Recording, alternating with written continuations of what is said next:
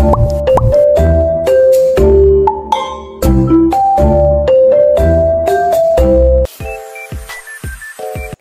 everyone! Welcome back! Andito nga pala kami sa lungsod para mamili ng mga paninda.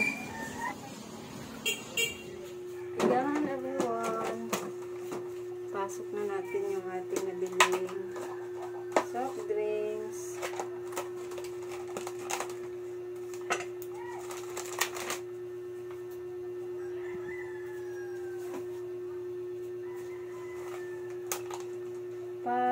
Ano na lang tawag dyan, pakunti-kunti yung ating mga tinda. Pakunti-kunti muna tayo ngayon. In God's will, dadami din itong ating supply ng mga soft drinks.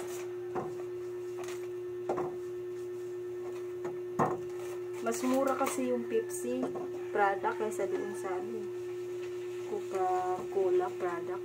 Yung 12 na 1.5 is nasa 700 plus, while this one 12 na siya na Pepsi, 400 lang yung aking nabayaran. Kaya mas affordable yung Pepsi product.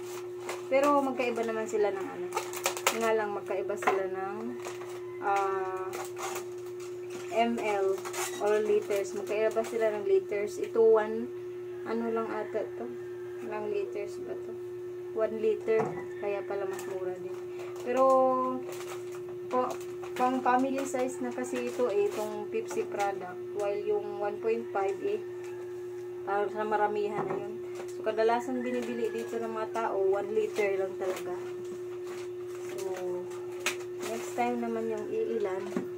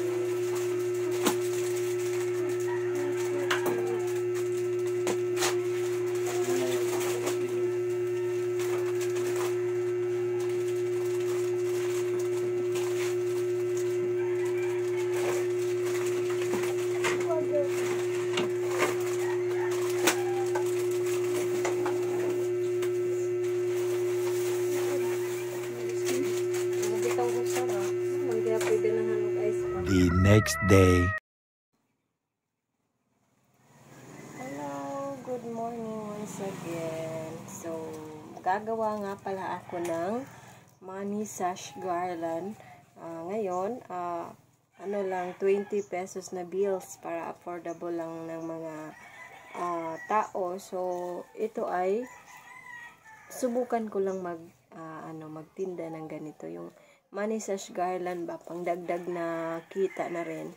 At since malapit na yung graduation or closing ceremony ng mga bata, subukan natin baka baka kikita tayo dito. Since ito na yung pumapatok ngayon na presents ng mga honor students or mga graduating students, susubukan ko mga kabayan. Kung hindi naman mag-click itong isa, ay ibibigay ko na lang kay Lian.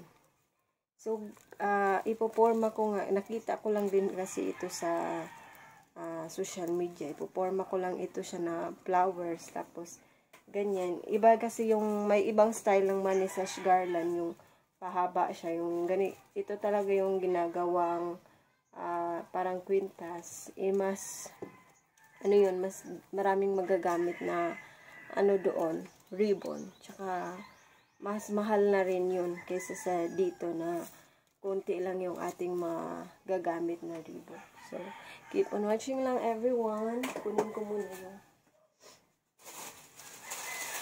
yung aking nabili na ribbon kahapon. So, gumamit ako ng pink na ribbon para kasya kay Lian na color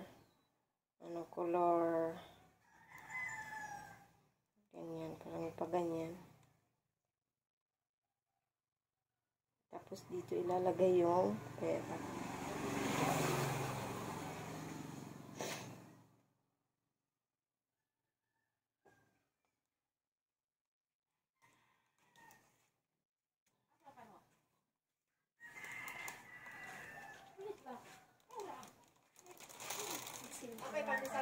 Di apat Di na kaayaw. Nawawa na dyan. Bugnaw na. Nagpila te. Tag-5. Ay, sisisuot-suot. Natapos ko na. Ayan, everyone. At natapos ko na nga siya. So, money flower sash. Ayan. So, bali yung charge ko nito sa pagpapagawa ay 50 pesos po, mga kabayan. Kasi yung ribbon na nagamit ko, 20 pesos na kaagad yung bili ko niyan. So, ayan.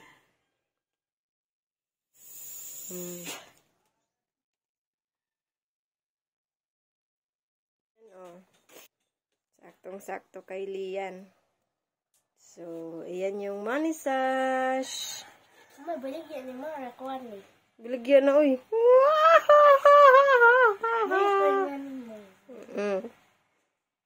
May ganyan ka kasi may award din si Lian. So, magpapaganyan daw siya. Magpapagawa daw siya ng ganyan. 20 pesos lang na bills dahil yan lang yung kaya natin. Sinong magpapagawa dyan? Si Auntie Baby, graduation ni Justin. Baka naman. Yung blue bills kay Justin. Bagay kay Justin yung blue bills. Ito na mga kabayan. Sinusukat ni Lolo yung dito sa harapan para malagyan namin ng steel matting. Ito pala yung sobra nila Auntie Bibi doon sa ginamit sa kanilang bahay. So, ayan, at hiningi namin dahil di na daw nila gagamitin. So, yan yung aming ilalagay doon sa harap para lang hindi makalabas si Liam. Dahil kung ano-ano lang ang ginagawa pag nakalabas, mga kabayan. Marami pa namang aso dito at saka tumatakbo papunta sa baryo.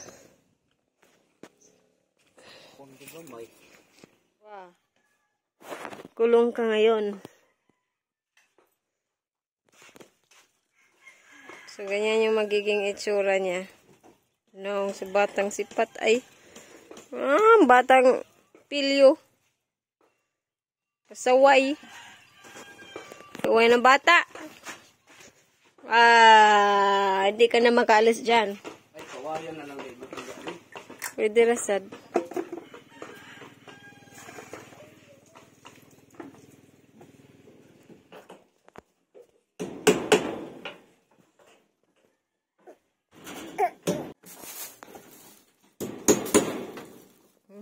Lakas makapanginis.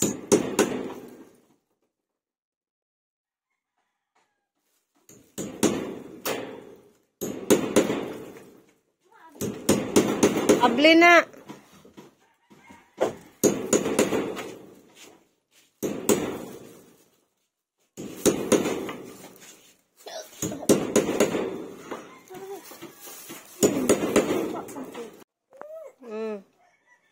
Plano. Ay, nako, nag-practice na talaga siyang umakyat. Wala tayong magagawa talaga dito. Action na siya o cut-cut. Ayun naman mga kabayan, na-invite tayo ng birthday celebration ni Yana. So, punta kami sa kanila at doon daw kami mag-hapunan. So, nauna na si Liam. Lian doon, sumakay kila Auntie Luz. So, tara po!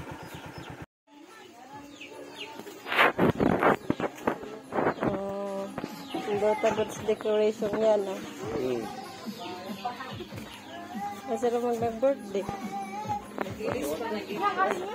Present! Ginawahan ko na.